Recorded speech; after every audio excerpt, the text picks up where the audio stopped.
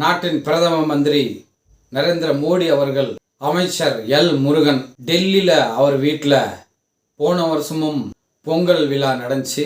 அதில் கலந்துக்கிட்டார் பிரதமர். இந்த டைமும் கலை நிகழ்ச்சியோட மாடு எல்லாம் கூப்பிட்டு அதுக்கு பொங்கல் எல்லாம் கொடுத்து மோடி அவர்கள் பூஜை எல்லாம் செஞ்சிருக்கிறார்.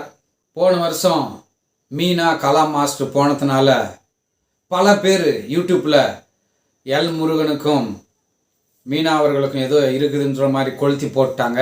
மீனா பார்த்தீங்கன்னா ராஜ்யசபா எம்பி ஆயிடுவாங்க அப்படின்ற மாதிரி எல்லாம் புரளியை கிளப்பிட்டாங்க.